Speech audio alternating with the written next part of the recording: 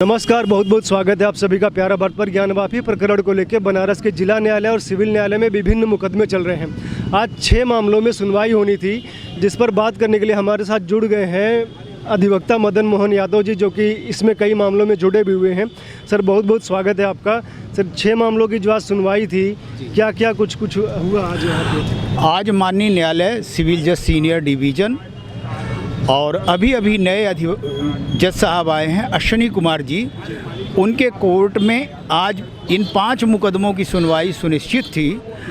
परंतु अभी आज वयोवृद्ध हमारे अधिवक्ता साथी का निधन होने के नाते आज पूर्ण दिवस का शोक दिवस मनाया गया, कंडोलेंस था, इसलिए आज की कोई सुनवाई नहीं हो सकी। हम लोग माननीय न्यायालय के कोर्ट में गए, जज साहब अभी यहाँ पे आए हुए नहीं हैं, परंतु उन्होंने अपने ऑफिशियल माध्यम से इच्छा प्रकट की है कि चूँकि यह सभी मामले बड़े गंभीर किस्म के हैं, उनको अध्ययन का अवसर चाहिए।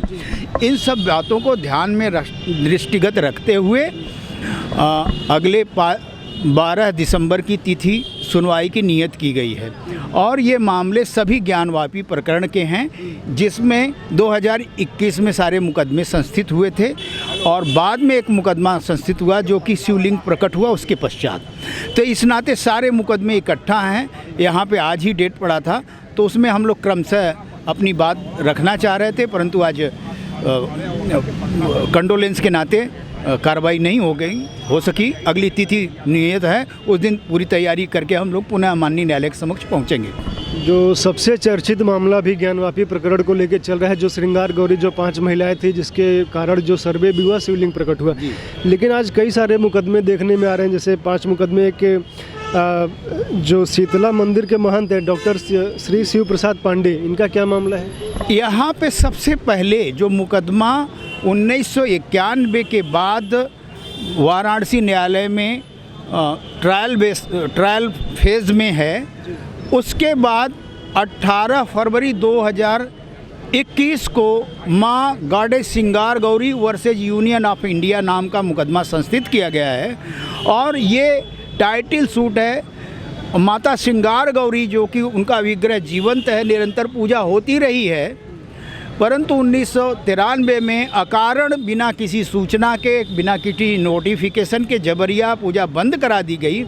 2005 में जब स्थानीय हिंदूवादी लोगों ने पूजा की मांग की, धरना प्रदर्शन किया, तो उसके बाद स्थानीय प्रशासन वासंतिक नवरात्रि की चतुर्थी को 1 दिन की पूजा की अनुमति दिया है। और ये जो मुकदमा है 350 2021 माँ गॉडेस श्रृंगार गौरी यूनियन ऑफ इंडिया, इस मुकदमे के माध्यम से संपूर्ण परिसर पे दावा किया गया है और मांग की गई है कि संपूर्ण परिसर चूँकि माता श्रृंगार गौरी का है, जो कि अपने शिव से अभी मिल नहीं पा रही हैं, अपने आराध्य से, इसलिए ये अनुमति प्रदान किया जाए और ये संपूर्ण परिसर सनातनी समाज हिंदुओं को सौंपा जाए। मतलब जो मुकदमा ये श्रृंगार गौरी 5 महिलाओं का चल रहा है, ये पूजन अर्चन का मांग रहे हैं? हाँ, वो पूजन अर्चन का, ये थोड़ा सा अलग प्रकृति का, पूरा मांग रहे हैं। पूरे संपूर्ण परिसर एक रकबा नंबर 9130 की बात कही गई है, इसमें मांग की गई। और इसमें यूनियन ऑफ इंडिया पार्टी है। जी और वाला में जी। और जहाँ तक महंत की बात की आपने, तो महंत यहाँ पे पुजारी जो हैं, उनके माध्यम से भी ये मुकदमा संस्थित किया गया है कि वो अपने रिचुअल्स, अपनी जो परंपरा का निर्वाह करने के लिए बाबा विश्वनाथ का जो विग्रह, मूल विग्रह जहाँ पे था, उसके ऊपर कथित ज्ञानवापी मस्जिद है, उससे मुक्ति दिला के उनको सौंपा जाए, इस आशय का महंत जी का भी मुकदमा है। जी। और डोमराज परिवार का एक मुकदमा है, जिसमें वादी श्री नंदी महाराज और श्री सीतेंद्र चौधरी। हाँ, 2 बातें इसमें। इस मुकदमे में नंदी महाराज जी सदियों से प्रतीक्षा कर रहे हैं, उत्तर दिशा में मुंह करके, जहाँ पे 16 मई को अभी शिवलिंग प्रकट हुआ है। उनके तरफ निरंतर 82 फीट की दूरी है और देख रहे थे, प्रतीक्षा कर रहे थे।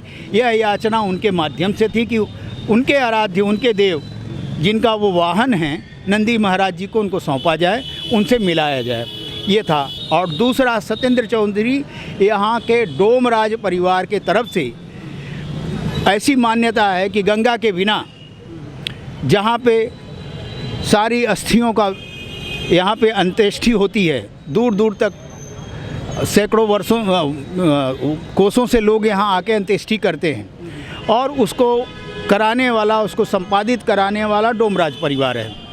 तो उनका भी मानना था कि गंगा जी, शिव जी के बिना हमारा ये रिचुअल, हमारा ये कार्य जो कि मैं अंत्येष्टि कराता हूँ वो पूर्ण नहीं हो पा रहा था। जो हमारी आस्था का विषय और जो शास्त्रोक्त विषय था वो पूर्ण नहीं हुआ। अतः डोमराज परिवार से भी ये बाबा विश्वनाथ के विग्रह को वहाँ पे उनको प्राप्त हो, वो पूरा परिसर उनको प्राप्त हो, इस संदर्भ में उनकी भी मांग थी और अनुतोष मांगा गया था। जी, रंजना अग्निहोत्री का मामला। हाँ, सबसे पहले मैं इसी का उल्लेख किया था कि रंजना अग्निहोत्री के मामले से ये हाई कोर्ट की अधिवक्ता हैं, विद्वान अधिवक्ता, इनके माध्यम से पूरे परिसर की मांग की गई है। 91-30 जो रकबा है उस पूरे परिसर की मांग की गई इसी मुकदमे में। तो ये भी आज सुनवाई थी। जी, सत्यम त्रिपाठी के माध्यम से भी मांग की गई थी कि चूँकि सदियों से हिंदू परंपरा का निर्वहन, सनातन परंपरा का बिना शिव के हो नहीं सकता, तीर्थ स्थल है काशी, पुरी, मुक्तजानी नगर, और ये इतना महत्वपूर्ण स्थान पे उनके आशय में कहने में था कि ये मस्जिद क्यों है, और इस स्थान पे पुनः उनके आराध्य देव का जो जबरिया कथित ज्ञानवापी मस्जिद उसको हटा के सौंपा जाए। सत्यम त्रिपाठी जी कौन है?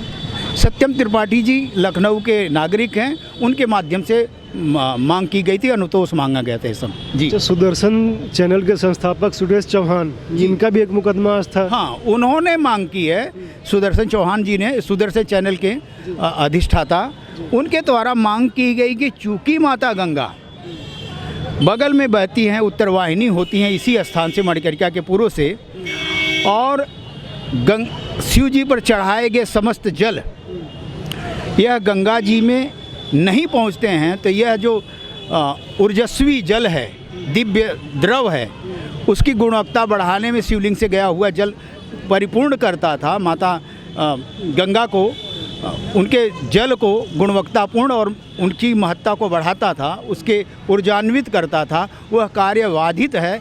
अतः इस माध्यम से उनको अवसर मिलना चाहिए कि गंगा जी का, शिव जी पर चढ़ाया हुआ जल गंगा जी से मिले और उसकी गुणवत्ता बढ़े। यहाँ पे गंगा की पीड़ा को व्यक्त किया गया इस मुकदमे में। तो वो कैसे होगा? मतलब शिव जी पे जो जल चढ़ेगा गंगा जी में जाना चाहिए, उसके लिए क्या होना? क्या इसके पूर्व असल बात है, बड़ी बाधाएं उत्पन्न कर दी, और यदि किसी स्थान पे मलेच्छों का कब्जा है तो वह स्थान हमारी मान्यता के अनुसार शुद्ध, परिपूर्ण नहीं है और पवित्र नहीं है, ऐसे में वह जल दूषित हो जाता है। इसी कारण माना गया है कि इस मलेच्छों को वहाँ से हटाया जाए, मुक्ति दिया जाए और उसको भगवान को अर्पित हो, गंगा माता। एक लाइन चाहिए होगी ना, जैसे शिव जी पे जो जल चढ़ रहा है वो एक हाँ, माध्यम से होते हुए गंगा जी में जाए, वो विधिवत जल चढ़े जो कि सारे तत्वों से सिंचित होता है, और राग भोग आरती होती है, अस्तमन पूजन होता है, उसके माध्यम से शिवलिंग का जो जल होता है गोमुख से निकल के गंगा जी में जाता है, वह बड़ा गुणवत्तापूर्ण होता है। वह कहीं ऐसे जगह पे नाले में नहीं बहना चाहिए, वह सीधे माता गंगा के जल को जाके गुणवत्ता बढ़ाए, इसीलिए उसको पावन पवित्र बना रहना चाहिए और ये कब्जा वृक्षों का वहाँ से हटे।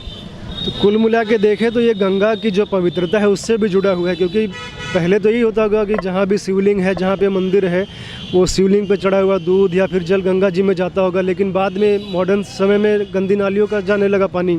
तो मतलब कंसेप्ट यही है ना कि जी, इसके पीछे पूरी तरह अगर मैं बताऊं तो अप्लाइड फिजिक्स का विषय है ये, यानी प्रयुक्त भौतिकी का विषय है। और जो हमारे यह तीर्थ स्थल हैं पूरे शास्त्रीय विधि से इनका संयोजन हुआ है, तो वो बड़े ओजपूर्ण, गुणवत्तापूर्ण और बड़े ऊर्जावान जगह बनाए गए हैं, और उससे वहाँ पे किया गया कोई धर्म कार्य, पूजा उपासना इसीलिए फलित होती है।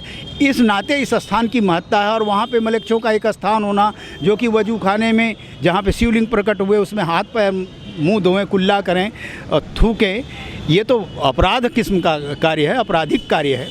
तो जो लोग बनारस नहीं आ सकते हैं, जो पटना में है या बंगाल में भी हैं, तो यहाँ से सीधा जल जाएगा, तो गंगा में स्पर्श करने से, स्नान करने से उनको वो फल प्राप्त हो जाएगा। हाँ, यही इसका concept सीधी सी बात है कि जब मकर संक्रांति होती है तो मकर संक्रांति का सबसे बड़ा उत्सव, और जब गंगा जी समुद्र में मिलती हैं बंगाल में जाके, तो वहाँ गंगा सागर कहा जाता है। इसीलिए उस दिन तो उपासना हिंदू समाज करता है और पूरे देश दुनिया से लोग वहाँ जुटते हैं और डुबकी लगाते हैं समुद्र और गंगा जी के संगम पर। इस नाते क्योंकि ये जल विशिष्ट रूप से उस दिन ऊर्जान्वित रहता है। ये थे मदन मोहन यादव जी, जिन्होंने बताया कि जो 6 मामले चल रहे थे उनकी सुनवाई जो है अगली 12 दिसंबर को पड़ी है। जी सर बहुत बहुत धन्यवाद आपका। आप लोग जुड़े रहिए, देखते रहिए प्यारा भारत। धन्यवाद।